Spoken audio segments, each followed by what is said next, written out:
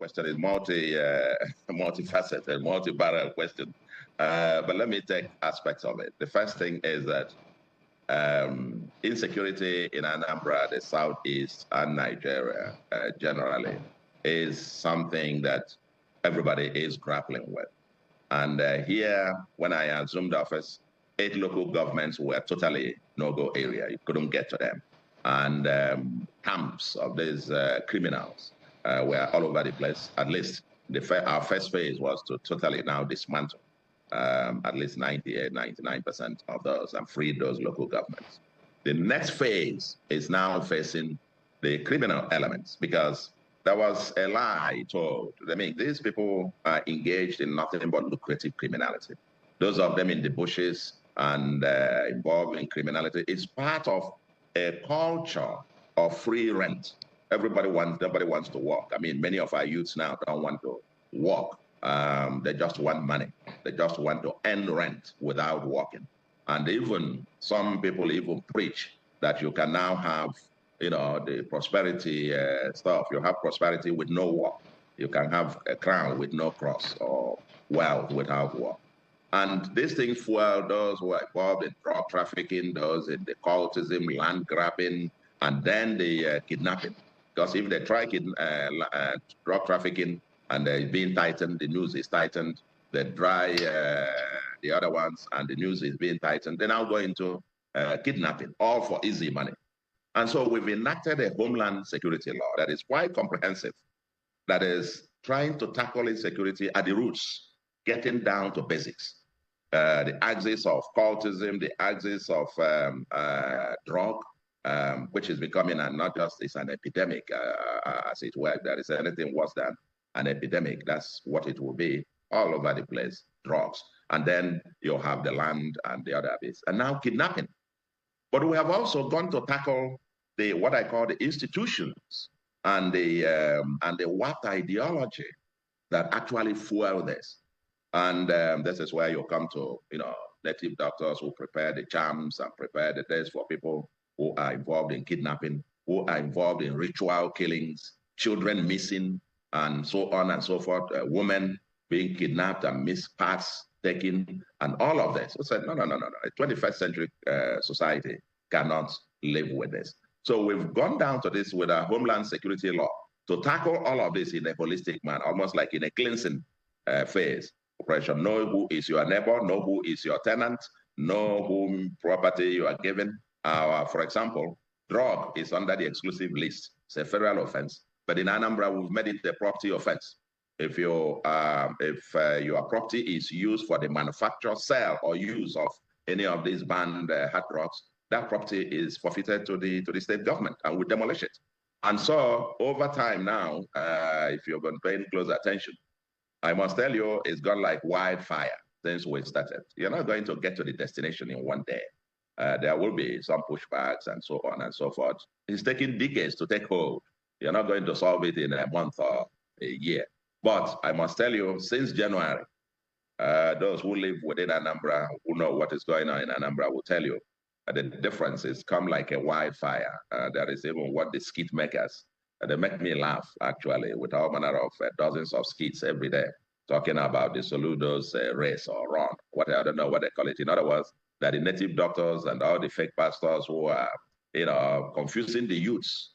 You don't need to walk. You just get to get something that they're all on the run from Anambra. And I'm happy that even our neighboring states of Delta and Imo have also followed suit on the same, because these people, criminals, were said to be running to Asaba. And then the Asaba responded and then asked them to leave Asaba as well. Now, they started running to Owerri, and I understand the traditional rulers of Imo have now said, no, you are not welcome here as well. So we're trying to cleanse the place, okay, and get back our values back. We have a proverb here in Igbo. Literal translation of it is that only a soiled hand can lead to an oily mouth. In other words, going back to our agriculture, it's only when you farm that you can expect to eat. And the Bible says, he who does not work, let him not eat. That's the mantra, the value system we're going back to. Because Anambra people, we're known for a few things. We are known for exceptional enterprise. We're known for integrity. That's what made us who we are all over the world. When you say that Anambra has the largest number of millionaires per square kilometer in Africa, it's not for nothing, but we don't want it to become on the basis of criminality. So Your we're Excellency, trying to take our society back yes, from the roots, from the foundations. And I can tell you so far, it's like the difference between them in terms of results so far. Yes, there are aspects in terms of reportings that will still take quite a little bit to fully come on, but communities have taken, or landlords, giving full profiles of their tenants and so on. But if we catch criminals within your property, you will also be held responsible. So I think that begs the question. My sincere apologies, Your Excellency. Because, I mean, just as you said, quite a number of criminality was ongoing when you assumed office, and criminality cannot happen without criminals.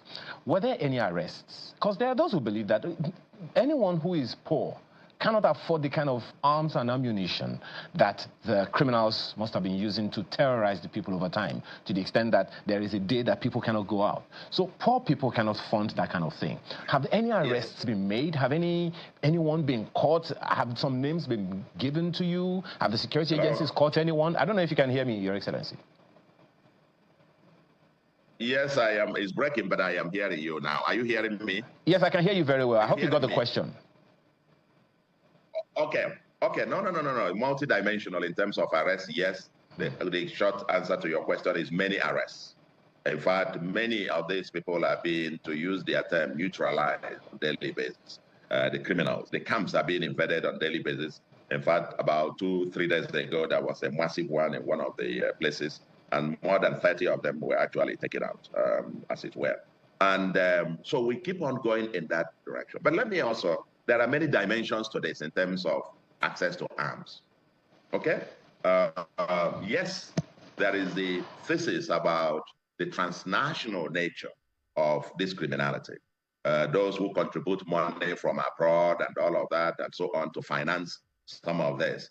Fair enough. And this is where the Interpol and the federal agencies are working very hard on, and so on and so forth. We have intel on some of this, but that's their job to do.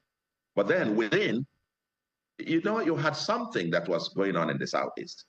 Very unfortunate, where these criminals would organize themselves, get to checkpoints, kill policemen or soldiers on checkpoints, collect their AK-47.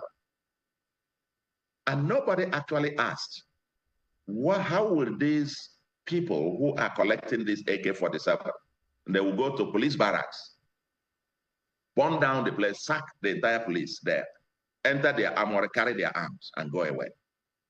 I remember when I was running for office, when we were campaigning, one local government, the Ihiala, no candidate could step foot on Ihiala local government at all.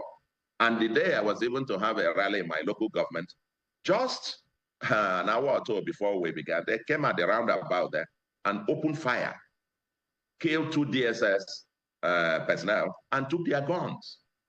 Now, when they were collecting this and going, nobody actually, many people never stopped to ask or to wonder, how will these people be feeding 1 month, 6 months, 1 year in the bush without using the same arms for criminality? And basically, what you found was that a whole lot of the arms that they were taking from the security agencies are the same arms that they have turned back. You see them with GPMGs, you see them with AK-47s, you see them with, in fact, the kind of things that can even bring down aircrafts. Then IEDs, the improvised devices that they lay even on the roads and so on in bushes and where they come. They come with CCTV cameras to secure themselves, just to secure their criminal enterprise. So yes, the short answer is that the problems are multidimensional, where they get their arms and their sources. We are tracking down and taking out, we're taking them out in dozens, almost on a daily basis. But the reason we have this Homeland Security law, which is novel, and I'm sure many people are also studying it, several other states are studying it, is to getting down to the roots, the foundations of society, the ideology, the theology that fuels this kind of criminality. We've got to tackle this. Otherwise, as you kill 10, 20 are being manufactured or supplied. So we are taking a very comprehensive look to build a new society where You know, you don't get something for nothing. You have to work to earn something. You earn a living and not just make money. It doesn't just, money doesn't fall from the sky. And where we even begin to interrogate, in fact, under our Homeland Security law, when we see somebody who is living, whose out display of wealth seems to be reasonably above what could be expected to be earning power, the law empowers the agents to be able to call in the person for some questions about sources of this wealth. Because for all you know, it could have just been the ransom that the guy collected from kidnapping a week ago, and he comes out and starts throwing the money up. And the youths are dancing and thinking that this is the way to go. You see, the guy who was a barrel pusher, an Okada rider yesterday, all of a sudden he shows up the next morning and is driving a car of 100 million. And nobody asks, how did you get it? What's the source? In fact, I have this thesis that a society where we no longer ask people, what do you do for a living? It's a society that will have difficulty, you know, making it in the 21st century. And so we are getting back to basics, the values that underpin a prosperous and livable society.